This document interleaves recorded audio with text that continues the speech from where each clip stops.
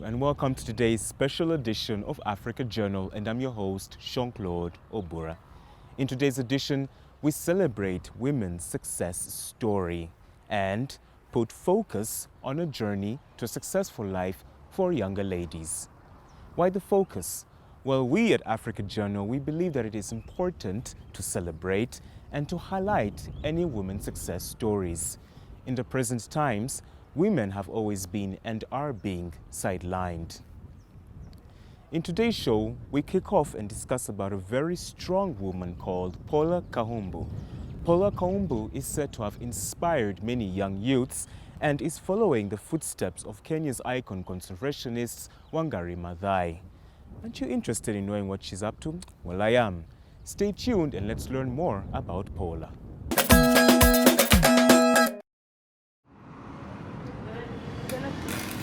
One might say African women still have a long way to go to break through the glass ceiling in the largely male-dominated worlds of business and politics. But in the field of conservation, they have been leading the way for decades. Paula Kahumbu is the latest leading lady starring the conservation stage. She is the CEO of Wildlife Direct. Efforts like hers have led to a few more elephants dotting the Kenyan landscape. Paula, however, is not just worried about elephants. Wildlife in Africa is declining almost everywhere. We have a major problem with overpopulation, habitat change, climate change. But probably the one issue that I am most concerned about is the poaching of elephants and rhinos, now lions, pangolins, and other species, which are being killed at ever-increasing rates to supply demand, mainly in Asia. Today, many celebrities are standing up for the cause. We have Ali Kiba in Tanzania, who has now become a champion for elephants. Lupita from Kenya really being a major star, bringing global awareness to the problem. And of course, Emmanuel Jal and Giuliani from South Sudan and Kenya respectively, working on using their talents to raise awareness about the problem. What it does is it makes it bigger than an issue of concern just to some conservationists. It actually sends a very powerful message to our leadership. Kahumbu's slogan, "Hands off our elephants," has become synonymous with fighting poaching. Her efforts have earned the respect and admiration of many, including that of renowned paleoanthropologist and conservationist Richard Leakey. For taking care of the elephant. The cause she has taken on is no mean feat. However, with powerful partners like Kenya's First Lady Margaret Kenyatta, the sky is the limit.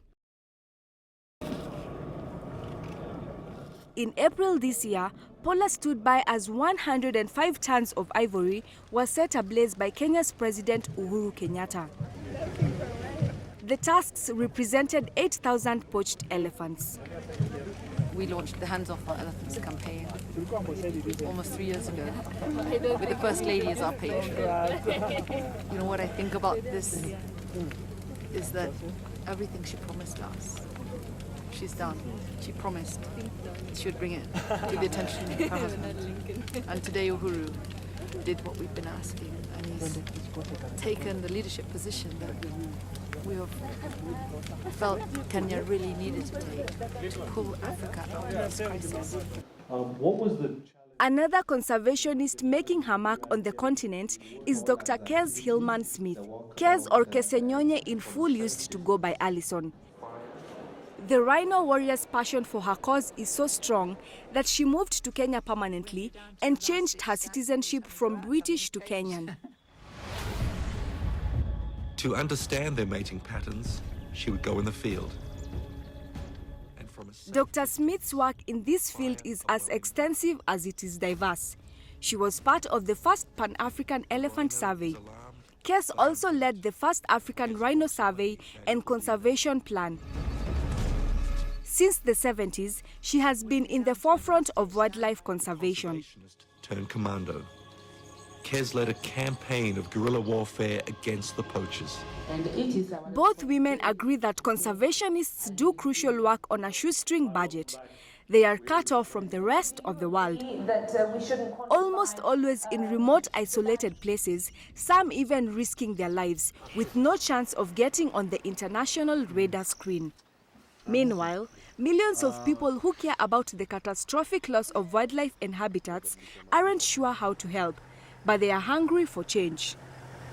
I think the government is the biggest problem, and that's where the ignorance starts. And you know, when the father is ignorant, the child is not going to follow. So we are the children, the government is our parent. Which is what has happened. This is the reason why 49-year-old Paula is part of the Wildlife Warriors Initiative. By burning the ivory. The program seeks to groom future generations of Kenyan conservationists. More than 1,600 children between the ages of 6 and 14 participate in the Wildlife Warriors program. On Tiananmen Square, what would that be like? Africa has had some remarkable female conservationists like Jane Goodall and Diane Fossey. Diane spent 13 years studying mountain gorillas in the Virunga volcanic range in Rwanda. She went on to write her famous 1983 memoir, Gorillas in the Mist. But perhaps one of the most iconic figures in conservation is Wangari Maathai. Her Greenbelt movement is responsible for planting over 51 million trees in Kenya, all while empowering Kenyan women to help protect and sustain natural resources. Wangari found herself on the world stage, becoming the first African female to win the Nobel Peace Prize. Like these women who came before her, Paula is inspiring younger women to take an interest in conservation. To be considered and discussed. Paula's love affair with protecting wildlife has not gone unnoticed. She has won many awards, including the Whitley Award in 2014 and the National Geographic or Howard Buffett Conservation Leader for Africa Award in 2011. I'm not in this for my organization. Or does it help the cause? So the point of everything that I do is about the future of Africa's wildlife. So if my organization contributes... Paula knows it takes a village, so recently she took part in the Environmental Leadership Dialogue for Africa, or ELDA debate. Because I do think that the journalists will always have a certain level of understanding. And there was a time when Smriti said to me, I think I need to... The debate centered around how the media should report conservation issues. It's 3 years, you know. Environment, wildlife, nature, conservation, forests, wetlands, marine are hardly covered adequately in the media. They are usually carried as special features rather than part of mainstream development issues that are of concern in this country. It's never been seen as part of business unless it's related to tourism, and then tourism is usually the main factor. So there's a lot of work to be done to mainstream environment and wildlife in Kenyan. In typical Kahumbu fashion, she acted as an agent of change in the media, producing NTV World Talk. On the show, she works hand in hand with Simriti Vidyarthi, a seasoned journalist who recently discovered a passion for environmental issues. Yes, and I think the position of the country has been very clear. In the on NTV World Talk, we went on Simriti is part of a growing number of women conservationists. Even though she wasn't trained in environmental journalism, she maintains that as long as you have a keen interest, there's room for you in their club. Conferences like these.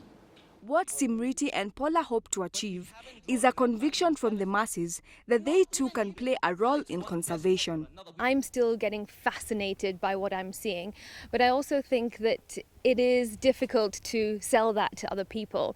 Many people perhaps watch NTV Wild Talk and think, oh, well, that's great. And yes, I want them to think that, but I also want them to think further, that hang on, okay, if we kill an elephant, this is what it means, and this is what I need to do to make sure that elephants aren't killed. Saving Africa's elephants would be a tall order in itself. But there are so many species that needs these women's help. Like a mother in the wild trying to protect her young, the current generation of female conservationists will play a ferocious tenacity in fighting to keep Africa's wildlife from disappearing.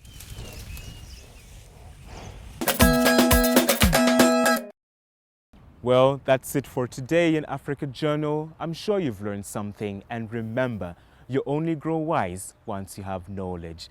I'm your host, Jean-Claude Obura. See you next time.